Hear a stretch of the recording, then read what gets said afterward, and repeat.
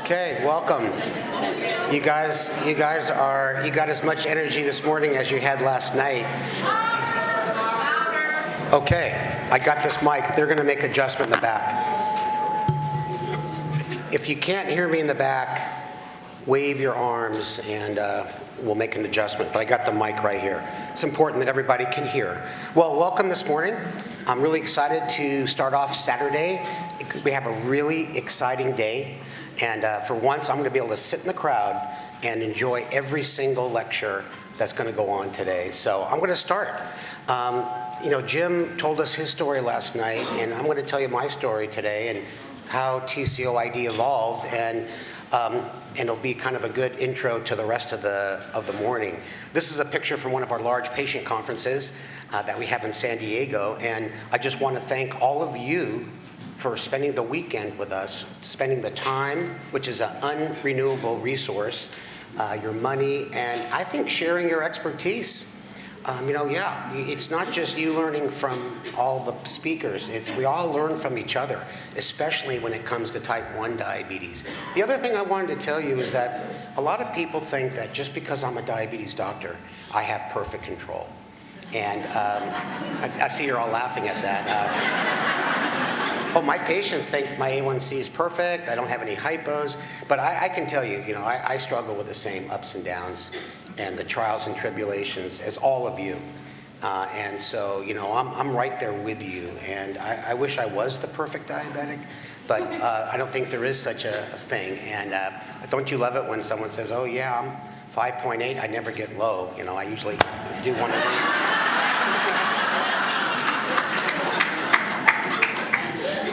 Now, I did mention the type 3s last night, and I want to do a special acknowledgement. What is a type 3? It's anybody who cares about someone with diabetes who doesn't have them themselves. And we have a lot of great speakers that fit in that category. Ian Bloomer from Canada, and Bill Polonsky from right here in San Diego. How many of you here are here to support someone else and you do not have diabetes? Raise your hand. Okay, let's give them a round of applause.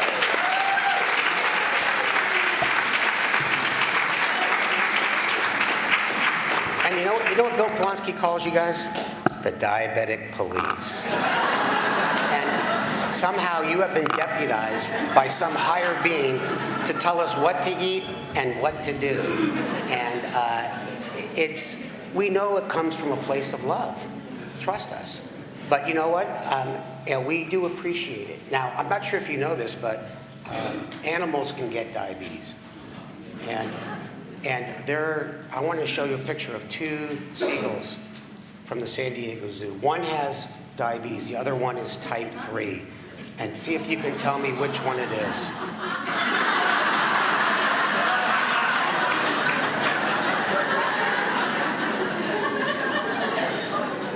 So I was diagnosed when I was 15. I had all the classic symptoms: thirst, urination, weight loss. I remember distinctly as a freshman in high school. This is my high school card the year after I got diabetes. And I remember being so thirsty after every period. I'd go to the drinking fountain and I would just drink and drink and drink. And I remember the other kids yelling, like, hurry up, hurry up. You only had like 5 minutes between the different classes. And I remember falling asleep in class. And the teachers were reprimanding me, even had a parent-teacher conference regarding that. I'd go home at 3 o'clock, and I would go to sleep. And I remember this one scab I had on my knee. I scraped it, and the scab was there forever. And, I finally picked it off, which I love doing. It just reminded me of beef jerky, right? And so finally, I lost 20 pounds, and I liked that because I was kind of a chunky kid. My nickname in high school was the Stump. I finally asked my mother, hey, I asked her to take me to the doctor. How often does a teenager ask the mother to go to the doctor? So it turns out that doctor took 4 or 5 questions, wheeled me into the ICU. I didn't feel that bad. And you know what was interesting? What I remember, the nurses kept telling me, they came up to me, I didn't know what diabetes was. You could live a normal life. Whoops. You need the volume. Okay, we got the AV guy back there. Is that my ears, or is that the... Your ears. All right, well, we'll have them come on up.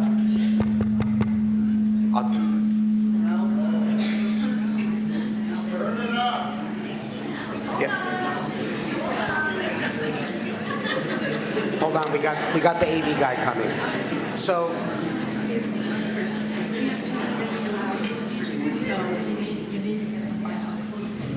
okay, I'm going to put this right here. Yeah. Okay. So the nurses kept telling me, you could live a normal life. The next one comes out, you could live a normal life. And back in those days, you got in the intensive care unit, and I didn't know why they were saying it, but the way they were saying it, I started to get worried. Like, why are they telling me that?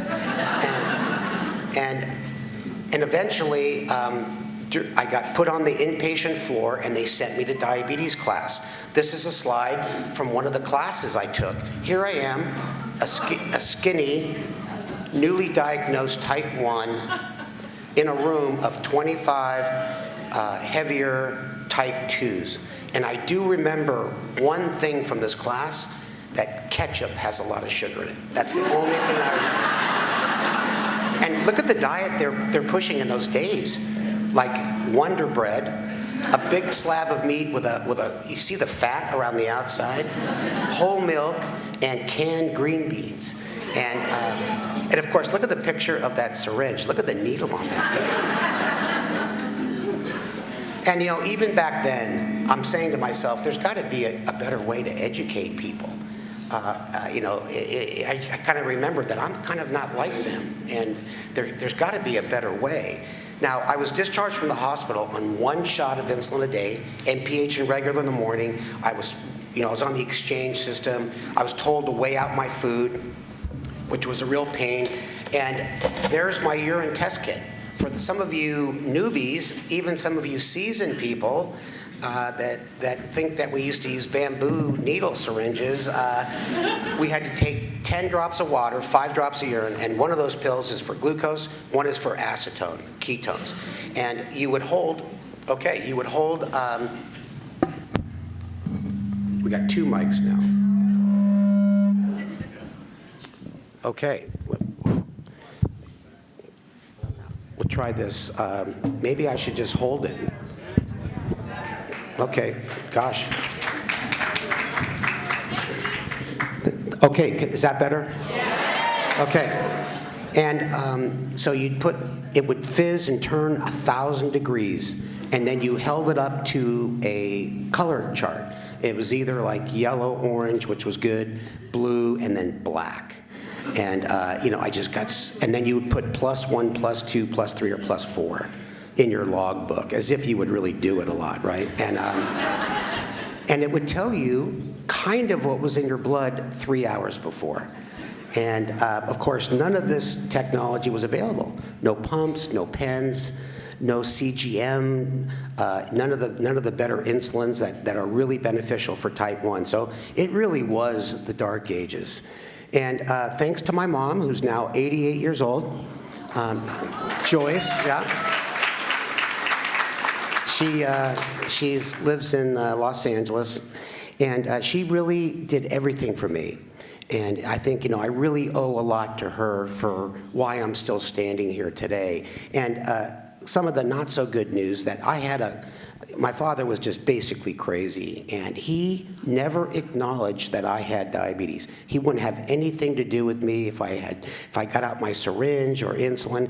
And as I was getting ready for this talk, I realized that I think it just scared the hell out of him. And so he just put his head in the sand like an ostrich.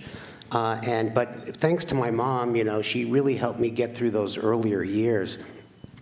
Now, the way it worked back then, because they didn't have an A1C test, they didn't have glucose meters, all 40 people for that morning clinic would go to the lab all about the same time, get your blood drawn, turn in your urine, and then you would wait. And this is you get there at 8, and this would be like around 11 o'clock. And they would, if you were lucky, they called you first, because all the results came back about the same time. And then if you were unlucky, they'd call you about 12:30. And I would go in the room, and my doctor, believe it or not, was an oncologist. Because back in those days, they took turns being on call. If you accepted someone in the hospital while you're on call, they became your patient for life. So I still remember Dr. Alan B. Brett. He was a nice guy. He didn't know anything about diabetes, and I didn't know he knew anything about that because I didn't know anything about diabetes. And he would always say the same thing to me. He'd look at the chart and he'd say, "Steve, you're doing fine. I'll see you next time." He said that every single time. Now, I worked at a boys camp in LA, Griffith Park Boys Camp, for many years.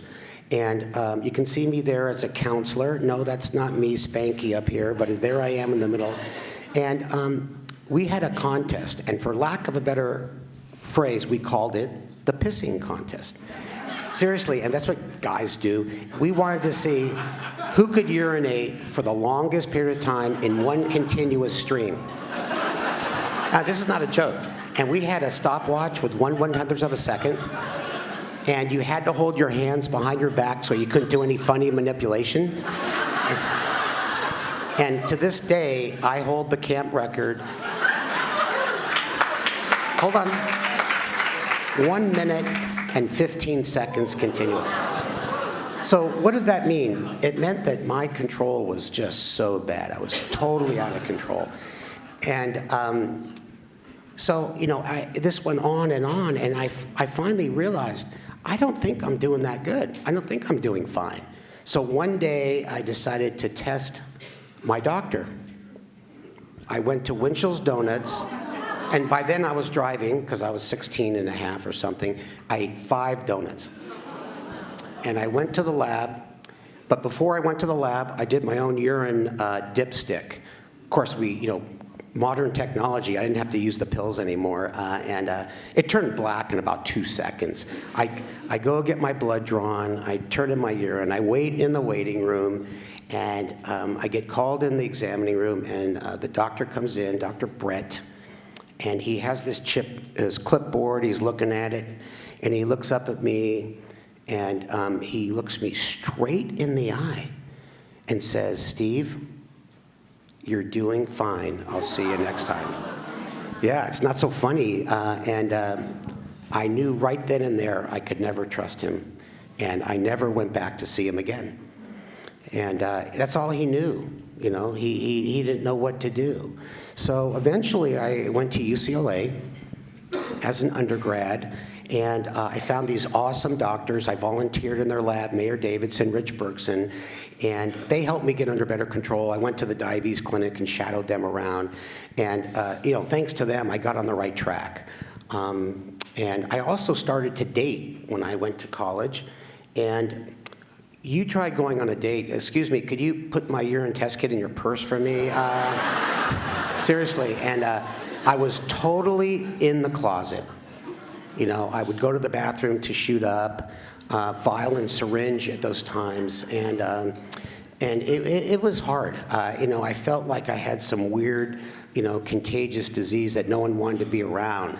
And so back in those, and things have certainly changed now, because you heard Jeremy last night. If you're not a type 1, you're a total loser. The other thing is I applied to medical school, and my undergraduate advisor said, "Steve, do not put that you have diabetes on your essay, because a medical school doesn't want to invest a ton of money in someone that may not be around for a long time." And I said, screw that. I put it on there, and I applied to, ready for this, 40 medical schools. And back then it wasn't electronic. You didn't just type one and click all the schools you wanted to go to, all by hand, separate. And it turns out that there's only was 100 medical schools at that time. And my GPA was pretty good. I did all this extracurricular. I got 3 interviews, and I got accepted in 2 schools. And I eventually went to UC Davis. And my motto was, all you need is one school, and that's it. Now, this is a picture of me, my first semester at UC Davis. And how do you like that Jufro? Oh my God. And I always was organizing the parties, and this was the day that wear what you wore to your interview day. I had all kinds of other fun stuff. And so in that first semester, the physiology class I took, the professor's up there, there's like 100 of us, and he says that he was talking about kidney disease, and he was talking about diabetic kidney disease. And he said this fact, he said, 50% of all people with type 1 are dead from kidney disease 20 years after they get diagnosed.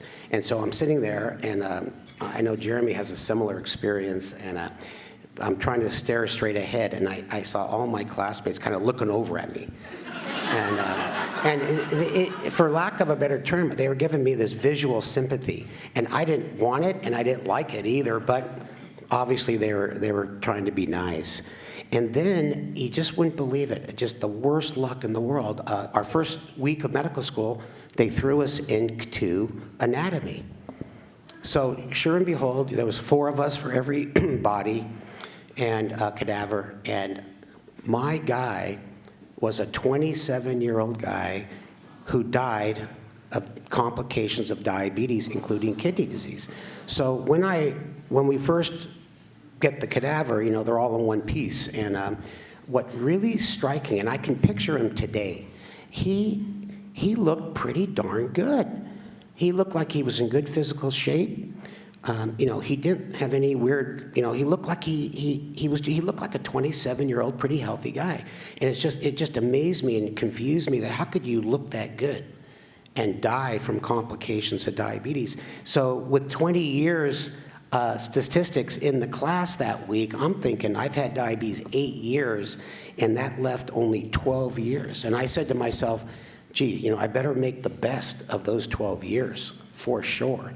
And I also said, hey, I'm going to try to beat those odds and do the best I can. So I want to show a picture of one of my best friends, Ken Factor, really smart guy, MD, MBA, JD, and here he is on the left at my wedding when I got married. I'm divorced now, and he is a very smart guy. Went to Brandeis, and went to Bolt Law School, always graduating first. And he said to me, Steve, what's the problem with you and diabetes? At least you know what you're going to die of.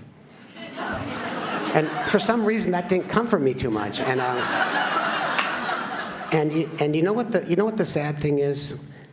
He passed away in 1997. We graduated in 82. He had got his MBA, and he went to law school, graduated first in his class, and he basically dropped dead of a heart attack at age 40.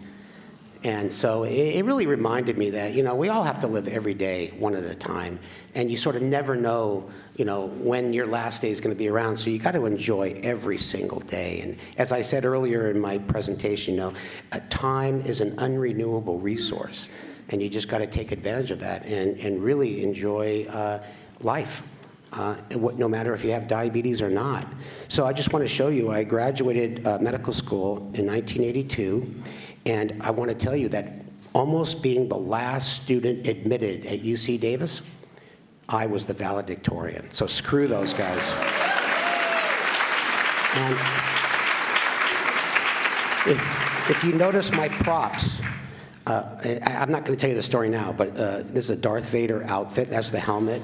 And there's my license plate to this day, Nargle. Now, I went up in the attic, and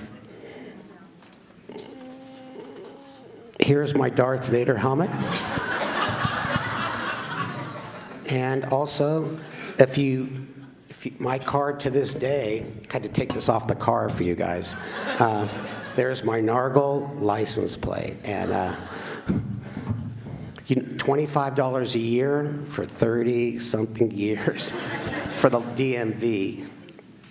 So I did my residency back at UCLA, and then I wanted to become a super diabetes expert. Went to the Joslin Clinic. There's me up there. Here's, if some of you know Dave Price, that works for Dexcom now. And back then, Joslin Clinic, and to this day as well, you really learned everything about diabetes. You rotated through the pregnancy and diabetes, kidney clinic, everything. And back in those days, we're doing urine testing, and that's when the first glucose meters came out. And when I did my clinical fellowship back then, it was just a chance for me to say, I'm in the right field. I have friends who have diabetes, or who are physicians, and they don't want to have anything to do with diabetes. And that's just a personal choice. But for me, it kind of helped motivate me to go into the field of diabetes. Now, the other thing that happened to me at the Joslin Clinic, I had my first wake-up call. So this is a picture in the retina. It's a vitreous hemorrhage. Blood gets released from one of these vessels that get leaky. And I'll tell you what, it's with you every day, every minute of your waking hours. So for 3 months, my vision kind of looked like that.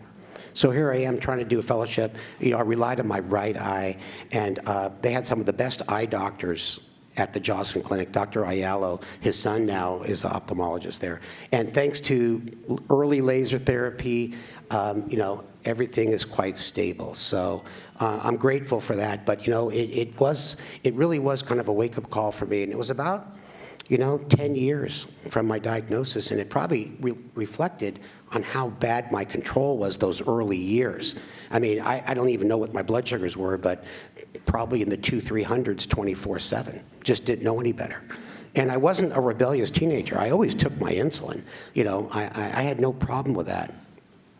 So I eventually moved out to San Diego and in 1987, and believe it or not, I'm still on faculty at the VA and UCSD after all these years, and I raised 2 daughters. This is sort of when they're younger and when they're not killing each other, and they're now 24 and 28 years old. So yeah, they're both doing well. Now, the other thing I really love about being in an academic setting at the VA, it's really been a pleasure to take care of our veterans. This is someone's high. Urban Mayores and Randall Brown. They were in the Vietnam War. They're in their 70s now, and they're good friends now. And these guys are real heroes. And you're not going to believe this. This is Brigadier General Robert Cardenas right here. This is the X-1 or the X-3 that broke the sound barrier for the very first time. Chuck Yeager is right here. And this guy, Robert Cardenas, he was in World War II. He was in the Korean War. He was in Special Forces in Vietnam. He flew the Flying Wing, which is now the Stealth, and he also flew Air Force One. And this is a picture of a rendition of his plane crashing in France, and he survived. And the pilot of a fighter pilot took a snapshot, and also they made a photograph of it. And this guy is my patient. And he's 94 years old. Now, being at the Veteran Hospital for 30 years, I mean, if any of you have been around veteran patients, I mean, let me tell you, I feel like a veteran myself after all these years. I think they gave me PTSD as well. And of course, the best part about being at a teaching hospital is you get to teach younger doctors. There's Jeremy and Tricia, 2 of the best fellows we've ever had. And now they're on faculty and they're teaching fellows. So medical students, residents, fellows, other primary care doctors. I mean, who's going to be around to take care of diabetes when I get old? I need to train some folks to do that. And it's been a really pleasure. And that's one of the reasons I put it with all the bureaucracy of the UCSD and the VA. Now, when I was a junior faculty, there was this very famous study. Most of you know this study. It's the DCCT, Diabetes Control and Complication Trial. I got together with Sandy Bourdet, and we said, we want to put on this conference to really shout out the results. After 9 years, $170 million, which was a lot back then, where they had 1,400 type 1s, half with an A1C around 9, the other half around 7, and follow them. Now, I thought the study was unethical. There was a lot of studies already conducted that showed the benefits of tight control, but American medicine, they wanted to prove it beyond a shadow of a doubt, and they did. That better glucose control prevented the onset and delayed the progression of diabetic complications. So I thought, oh, great. All these doctors are going to jump on board and start treating their patients more aggressively. And it didn't happen. And things weren't changing at a community level. And I thought, this is so frustrating. I did a ton of CME programs myself, and things were not happening. And then one day in the shower, I had this idea, and this is what it was. Take the important messages about living well with diabetes directly to the people most affected by it, people with diabetes. And that was basically the start of our first TCOID at the convention center here in September of 1995. And these were some of the most important things we could describe at these conferences: education, motivation, and self-advocacy. And that's what it's all about. You got a chronic condition like diabetes, you better be the most knowledgeable. Your doctor can't keep up with all the advances in diabetes. Now, this is a picture of the health, the lunch area, and this is so great. Just like this conference, we put the type 1s and the type 2s in different areas so they get to know each other, and they learn from each other, just like all of you did this morning. You should have heard some of the conversation I was overhearing. Oh my God. It was not for public consumption. And it was a fun night last night for some of those folks. And here's a picture of our health fair. You know what? There are other conferences out there, and it's primarily a health fair. People just go and grab their freebies. But at our health fairs, just like the one we have today, it's amazing. People are asking some really important and serious questions. And just to let you know, this reminds me to acknowledge Shanna Liu, who's my patient and close friend now, who is the artist for all of the artwork you see here. And Shanna, are you here?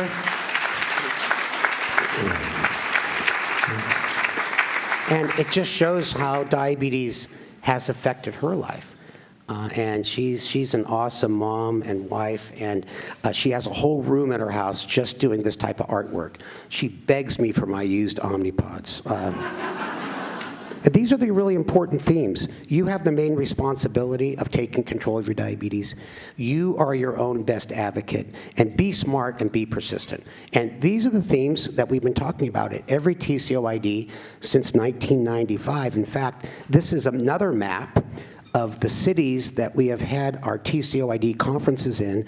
It's over 70 cities, 183 national all-day programs, and we have these people there all day. And just like we have all of you for the weekend, that's 2,300,000 face-to-face contact hours.